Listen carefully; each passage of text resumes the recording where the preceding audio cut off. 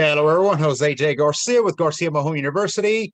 My guest for this evening, very special guest. He is a entrepreneur, full force entrepreneur. He's a businessman. He's the founder of Mobile Home Investor platform. This is the education field.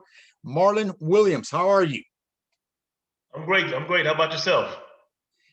Every day feels like Monday, but it's a great thing. I'll tell everybody that. So, yes, sir. Good to be here. Good to have you. Absolutely. So, Marlon, we were talking off air, and as we were talking, our first, this is the power of social media and networking because you have to network. There's no such thing around that. But with social media making it so easy, I mean, it's just you can't help but to do it, and you should be doing it. I found you on Instagram as many connections and great connections.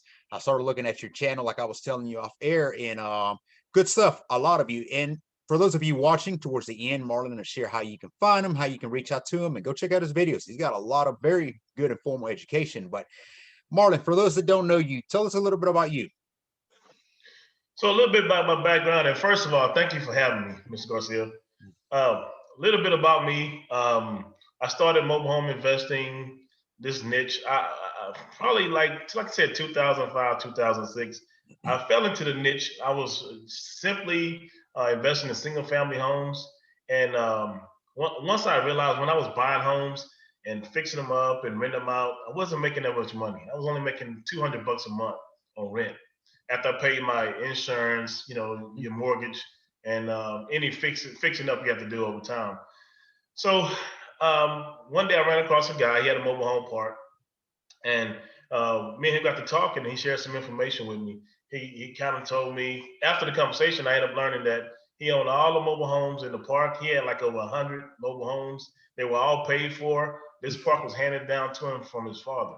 Okay. And he told me he charged anywhere from $900 to $1,200 a month in rent. So when he told me that, I was like, wow, it blew my mind. It blew my mind. And then and he also told me, shared with me, you can purchase mobile homes anywhere from $5,000 to $15,000, $20,000, depending on the condition they're in. So when I grabbed that information and I ran with it, and I started buying mobile homes. Hell, I had people give me mobile homes free out of parks. Let me ask you on average, because you're in Houston, Texas, right? Without telling too much, you're in Texas. I plan on being in Texas this year, by the way. But what is an average stick built that you would invest in? What is the market there for? The market for a stick built home in Texas, man, 175 to 200,000. Yeah, and you said you were bringing in around 200. And that's when I say 175, 200, that's basic, 3.2 basic. Mm-hmm. And that was collecting you $200 a month. Once you paid expenses, paid everything, profit too, you were collecting $200 a month. So the ROI is right there alone. I mean, yes, it is positive. Not very good. That's going to take you a long time to get that money back. Absolutely.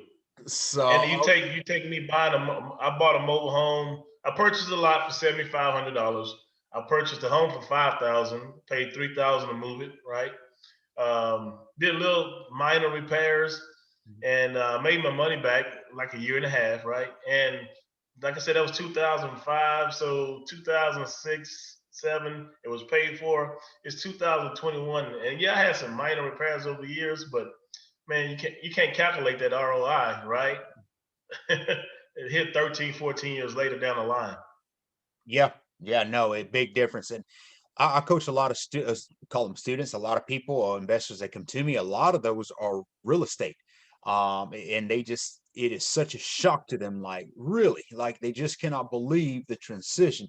Another with that is how easy it is, how much more simple, because, as you and I know, mobile homes are not real estate, not unless they have land under them. Their personal property is like a car. It has a title, it's a VIN, nothing more. So even the closing, I remember one time I had a closing with this one individual, this gentleman. I've said the story before many times, but we were sitting there at the closing table. And by that, I mean inside the seller's home. And we did, I walked him through, make sure everything was done, due diligence was done, check, make sure there's no liens on the title, etc. But we finished within maybe 5 minutes, and he's kind of just standing around waiting, confused, like, that's it. Like, yeah, that's it. That's all we do. It's like a title. So definitely big transition, but overall is the ROIs. That's what gets me in mobile homes is you're not getting 400% from real estate. It ain't happening. No, So yeah, absolutely. So I was going to ask is what got you into mobile homes, and that's what got you. So I didn't know you had a background with the real estate. So now, do you still invest in real estate? I know the dirt you do, but is stick built? Is that still something that? Absolutely. I love mobile homes. I love them, right? Um, but if I find a good deal, or if a realtor bring a good deal to me, I still purchase it. But it has to be a good deal. And I ran over the years, I ran across a few foreclosures that made sense.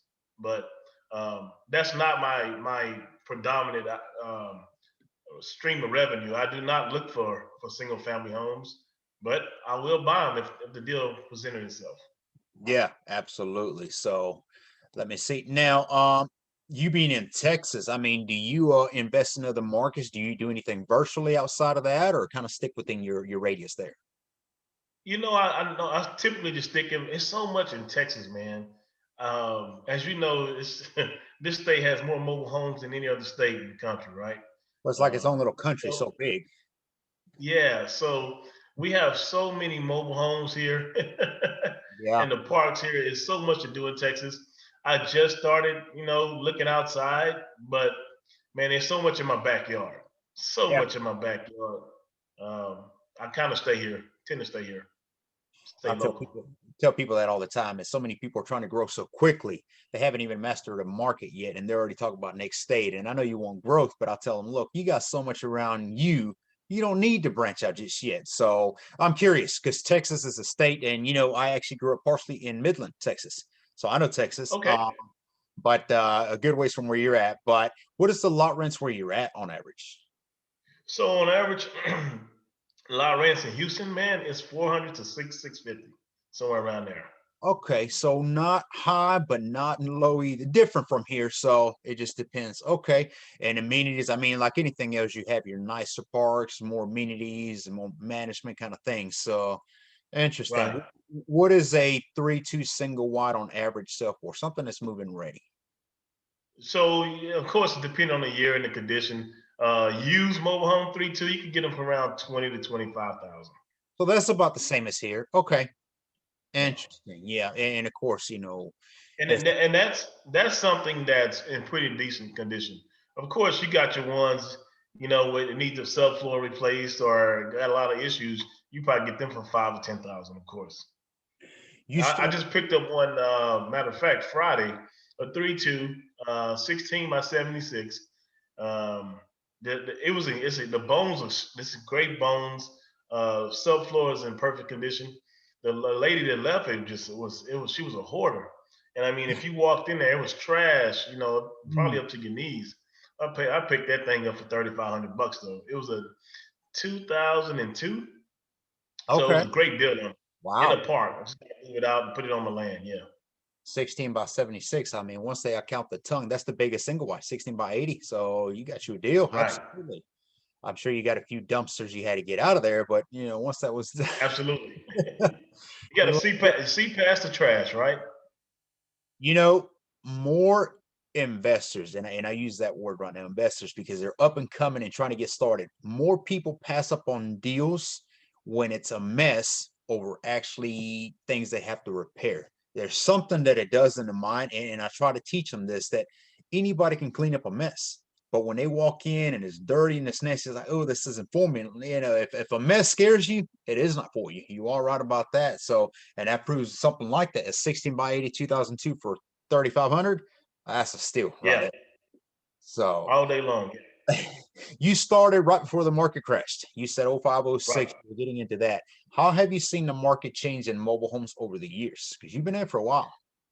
Yeah. So with mobile homes, man, let's start off. I've got mobile homes from parks.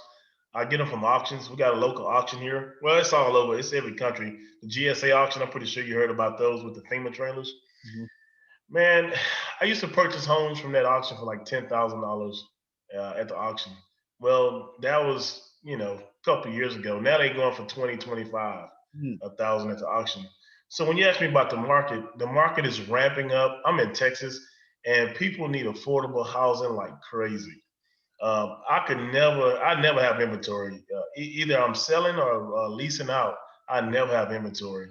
So as far as the Texas market go, it's ramped up, man, and folks are buying like crazy. Mhm.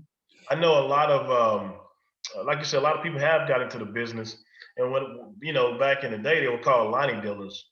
Mhm. I don't know, not sure the term they call themselves now, but basically they just buy mobile homes and wholesale them. Mhm. Great market, great market. They're making a lot of money doing it. Mhm. But those guys are feeding me stuff like crazy. And this one gentleman asked me, "Why you just buy mobile homes?" He didn't know what I did, right? He said, Yep. "Bring your mobile homes, a great deal. You just keep buying them. What are you doing with them?" And so I had to sit down and tell him. I mean, like, it's great that you wholesaling them, but at some point you want to stop and create some residual income, some long term income for yourself and your family, not just keep wholesaling. Wholesaling will run out. I mean, Yep. so yeah, so that's where the market is at here in Texas, man. Definitely build that passive. Absolutely. And you understand this all too well, but America has a shortage in housing. Affordable living has never had such a high demand as it does now. And I was going to ask, where do you see mobile homes in 5, 10 years from now? Well, a good question. I see, and people, you hear all the gurus in mobile homes and mobile home parks. They always talk about you can't build a mobile home park, right? That's what everybody say, and I tend to say that's not correct. Here in Houston, Harris County alone, man, we have at least 3 or 4 huge mobile home parks coming up that I know of currently, and I'm talking about 150, 200 unit pad mobile home parks. Yeah, so far as mobile homes, the industry, it's going to continue to boom because people need affordable housing.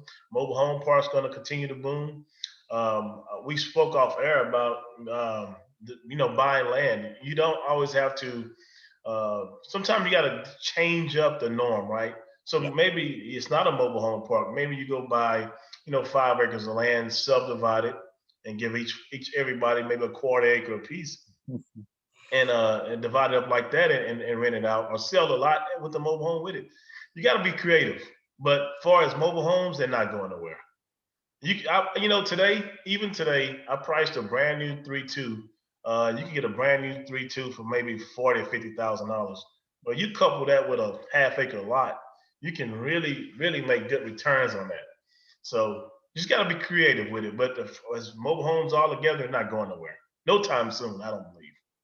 Not ever. No, they're definitely market crash proof for a reason. It's a need of, it's a demand. And for those of you tuning in and listening in, Marlon is not a beginner. What he is talking about is land packages. He knows what he's doing. Land packages, he's turning mobile homes into real estate, creating that value. And a lot of people feel that, well, all mobile homes depreciate. Not if you do them right. If you put them on a piece of land, and this is for whole coaching that we can take you on, but to title that title and make it part of the deed, I mean, you can create very nice wealth. So absolutely, that's no more mobile home parks. You don't need a park. You just need a piece of parcel of land that the city. That's one thing to check, is to make sure they're going to let you bring a mobile home onto it. But what is your favorite exit strategy, you think, with mobile homes? Many you can do, but out of all, what do you think is your favorite? Land packages? Well, not even land packages. My exit strategy is land. So at the end of the day, I just want to own the land and rent the spaces for the parks. Or if I do the land division, just own the land. That way I don't have to answer to all those phone calls, right? The toilets, my AC not working, or my door's not closing correctly, or my those kind of questions. I don't want to have to answer to those. I tell people that I mentor, land itself or dirt itself does not break. So you can't call me and tell me the lot is broken, right? So that's my end game. That's my exit. And they, for sure, parks, maybe they're still getting away with making them, but dirt, they're not making that anymore. So absolutely, Right. do good stuff. Yeah, and I mean, it's graduating levels, I think. I mean, you might have started a little further ahead because of your real estate background, but I mean, most people start out as wholesalers, bird dogs. Maybe they get their first little rental, first deal, and then they start graduating to that bigger more. At the end of the day, is you want to do that. I always took that note when people say, I've been doing this for 30 years. That's a comfort level. That's not an upgrade. You found something and you got comfortable and created a job out of it. So you want to keep doing more. And when it comes to this business, it's owning that dirt. That is the goal. whether it's a park or piece of land, you want to get to that level. So many people are getting into this. I started 7 years ago. You've been in this a lot longer. And mobile homes at one point were very low key. People did it, but they didn't really talk about it. Not like they do now. And I guess you and I contribute to this because we teach people how to do it. So it's getting loud. The market is getting a little more, not congested, but the more people are coming into it. With so many people trying to get into it now, though, what do you think is the biggest difficulty people are encountering as they're coming in? So as far as wholesalers, I talked to a lot of the wholesalers, and one of the problems they run into is when they wholesaling a property, either they don't have the cash up front, and I'll tell you a little bit about that, kind of some advice I gave them, or they don't have land to move it to, right? So let's back up with the cash. I have this one wholesaler, and he wanted to purchase a deal, and I told him, if you take someone some cash, the first time you meet them, offer them cash for the property, you can talk. You can talk them down, and you probably can get an agreement signed that day if they have the cash.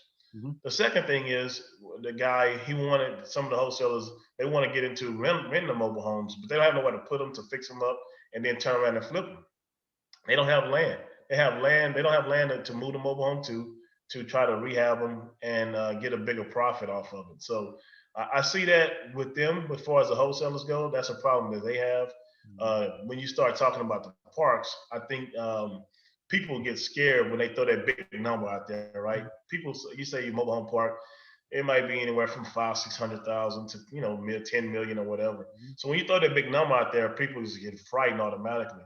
Well, it's different ways that you can talk to the owners, maybe get some seller financing on that park, or it's different avenues you could travel, or you could bring some folks in and purchase the park together. You don't have to tackle it all on yourself, right? Because it can be a big task. So those are some of the problems I see, some of the issues I see with as far as the wholesalers. If they can fix that cash problem, that land problem, I think we can move forward. But it I is a tell lot of folks entering it, and it's, man, they're making a lot of noise. Wow, and it's yeah, amazing. It's amazing. what I find humorous in a way. It's part of everything. Every business has it, so it is what it is. I just find it humorous, and I tell people, but I love how many people are coming around, and you got kings and queens and elites, and it's that name. They get a name. That's humor there, but definitely for wholesalers, I always told them do the Apple method. Find a buyer, and then you know what to shop for. Not the other way around. You never want to lock up something and then you're scrambling around town trying to find a buyer. That may or may not work, but now you're under pressure. Things don't work well under pressure for some reason. So I say find a buyer, find out what their needs are, and now I know what to go shop for. But along with that, I found that contractors, and they can be, and I'm sure you've dealt with your own share of contractors, not doing right, trying to overdo this, trying to overdo that, and just it's a hard task for sure. And for somebody new starting out that never rehabbed or even has any type of handyman behind, like, just to know basic knowledge, that can be a real challenge. Contractors can take advantage as part of, I guess, it just comes with it. But how do you hold your contractors accountable? How do you hire them? I think that's the biggest one. And same for real estate contractors. So it's funny you asked me that question. Um, with contractors, I try to change them out because over time you develop relationships with people, Mhm. and when you have a relationship with somebody that work for you, sometimes it gets kind of sideways, if you will. So I tend to channel swap my contractors out over time. But what I do to hold them accountable, we do a walkthrough. Let's say it's a mobile home. Do a walkthrough. I give him my expectations. I make sure we got it rolled down on a detail sheet. He detailed everything he's going to do, line item by line item. And then when we go through and after he fixed the property or whatever, we'll go back through it and we'll go back through that line item by line item, make sure he has done what I expect him to do. Then I pay him. Um, Everybody, most of your contractors, they're gonna have some work that they done their portfolio. They got pictures in their phone, and so you're gonna have all that kind of stuff. So it's good to be able to walk through and do a good walkthrough with them, so they know your expectations. And that's kind of why I shared on my channel. A lot of folks were asking me, about contractors or whatever. So that's when I start going into some mobile homes, and I see you did it also. you got some pictures of some nasty mobile homes, where you have the subfloor need to be replaced and stuff like that. So I started taking my camera inside the mobile homes because some of them can be real nasty, and kind of give a person some understanding what to be looking for when they looking at a mobile home. Because, like you said, when somebody new to the industry, how they know what to look for? How they know about the OSB board, the soft floor? They don't know about that. How they know about when they're replacing a new mobile home, putting some moisture barrier down so it can, help protect the subfloor. They don't know about roofs, metal roofs. So it's a lot of information that folks need to learn before when they taking a contract in there. And another thing you can ask your contractor, have they ever dealt with mobile homes? Because I ran across a lot of contractors when I'm trying to do a swap out, and they could rehab a single family home, and you ask them about a mobile home, like, oh, I never did that, and it's sheetrock is sheetrock, Yeah. you know, plywood is plywood, doors are doors, it's all the same. Those of you listening in, you should be making notes because these are things you should be paying attention. Absolutely. Contractors. And that's new. That's a new one for me, changing them out. I have always said business is business. Don't become friends with your residents, your tenants, or your contractors. Doesn't work out. They have an No. expectation for you now, and it's usually not good, not business wise. So that they're, keep it business, but that may not be a bad idea. At a certain time, if it's too much comfort level there, it may be time to go ahead and switch some up. That's a new one. So we'll keep in mind on that one. Marlon, with your experience and knowledge with mobile homes, I mean, do you think everybody can get into this business? Yeah, I do believe anybody can get into it, but I think fear holds us back, right? You Mhm. you see a mobile home, you go to a mobile home park, and you see those rundown mobile homes. That fear is there. Like, man, I don't want to buy that mobile home, or who's going to buy it from me, or I don't want to waste my money, or is this a real good investment? So if you could get past that, I do believe there's an easy entry to this market. But you have to do your homework and you have to work hard at it, and you can be successful in it. It's too much vacant land and too many mobile homes, that need to be rehab, and too many folks looking for affordable housing. When you have those three combined, it's a huge market. Yeah. It's a lot of vacant land in the United States of America. A lot of vacant land. Absolutely. It's a lot. So Absolutely. yeah, anybody can get into it. You do your homework, and you can get into this market, and you can make some good, damn good money doing it. I was going to say that do your education to a certain extent. Don't get the paralysis analysis either, because then you're not going to do anything. Then you know too much, and you're definitely not going to do anything. But I tell people, look at a mobile home through your mind and not your heart. If you're trying to Yeah. find beautiful, it's not going to happen.